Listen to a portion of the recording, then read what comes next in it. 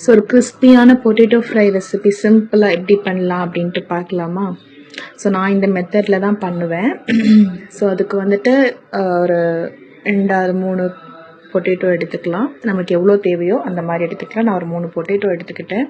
So அதை இந்த மாதிரி ஷேப்பில் நான் கட் பண்ணிக்கிட்டேன். ஸோ இந்த மாதிரி பண்ணும்போது நம்மளுக்கு கொஞ்சம் கிறிஸ்பியாக கிடைக்கும். அதே ரவுண்ட் சைஸில் பண்ணோன்னா சீக்கிரமாக அடி பிடிச்சிரும். ஸோ நல்லாயிருக்கும், ரொம்ப நல்லாயிருக்கும். பட் இந்த டேஸ்ட்டில் வந்து ட்ரை பண்ணி பாருங்கள், நல்லாயிருக்கும். ஸோ இந்த மாதிரி கட் பண்ணிக்கிட்டு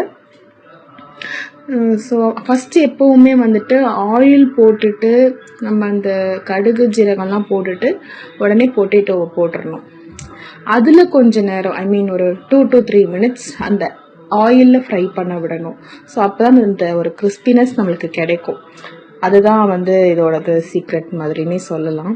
ஸோ அதுக்கு ஃபஸ்ட்டு நான் இந்த மாதிரி 3 பொட்டேட்டோ எடுத்தேன் இல்லையா, அது இந்த மாதிரி கட் பண்ணிக்கிறேன். கட் பண்ணிவிட்டு வாஷ் பண்ணிக்கிறேன். நான் எப்போவுமே தோலை சீவிடுவேன், ஏன்னா மண் அதிகமாக இருக்கும் இல்லையா. தோல் சீவிட்டு தான் நான் கட் பண்ணி இந்த மாதிரி தண்ணியில் போட்டு நல்லா வாஷ் பண்ணி எடுத்துப்பேன். தோல் சீவிட்டு ஒரு தடவை வாஷ் பண்ணிப்பேன், அகைன் இந்த மாதிரியும் பண்ணிப்பேன். ஸோ நல்லா வாஷ் பண்ணி எடுத்துக்கிட்டு ஸோ அதுக்கப்புறம் வந்துட்டு நம்ம ப்ரிப்ரேஷன் ஸ்டார்ட் பண்ணலாம். ரொம்ப சிம்பிள் தான். நான் லேட்டாக எழுந்திரிக்கும் போது இந்த ரெசிபி தான் டக்குன்னு எடுப்பேன். இது பொட்டேட்டோ ரைஸ் மாதிரியும் பண்ணி கொடுத்துருவேன். ஸோ ஃபஸ்ட்டு இதுக்கு வந்துட்டு ஆயில் போட்டாச்சு. ஸோ அதில் வந்துட்டு கடுகு, கொஞ்சோண்டு ஜீரகம், கொஞ்சோண்டு சோம்பு நான் சேர்ப்பேன். ஸோ அது கொஞ்சம் டேஸ்ட் நல்லா கொடுக்கும். ஸோ அதுக்காக உங்களுக்கு வேண்டான்னா சேர்க்க வேண்டாம். கருவேப்பிலை சேர்க்கலாம், நல்லாயிருக்கும். பட் எல்லாருமே இங்கே அதை எடுத்து போட்டுருவாங்க நிறையா. ஸோ அதனால் நான் போடவே மாட்டேன். ஸோ டேரெக்டாக இப்போ வந்து பொட்டேட்டோ போட்டுடலாம்.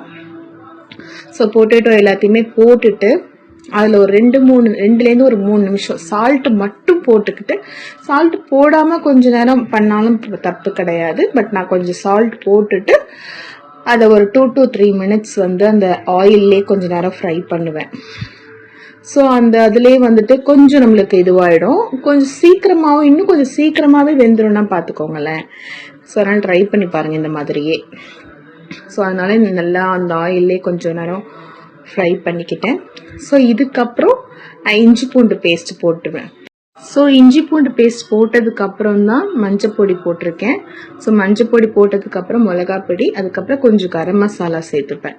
அது நல்லாயிருக்கும், ஃப்ளேவர் கொஞ்சம் ட்ரை பண்ணி பாருங்கள், நல்லாயிருக்கும். ஸோ அது எல்லாத்தையும் போட்டு நல்லா கொஞ்சம் ஃப்ரை பண்ணியாச்சு. நான் ஆயில் மட்டும்தான் யூஸ் பண்ணியிருக்கேன், தண்ணி ஒரு சொட்டு கூட யூஸ் பண்ணல. அதுக்குள்ளே எப்படி ரெடி ஆயிடுச்சு பார்த்தீங்களா சீக்கிரமாகவே. இதை லெமன் ரைஸ் கூட வச்சு சாப்பிடும்போது சூப்பராக இருக்கும். நான் இன்னைக்கு அதான் பண்ணி சாப்பிட்டேன். சிம்பிளாக குயிக்காக ஒரு சூப்பர் லஞ்ச் ரெசிபி.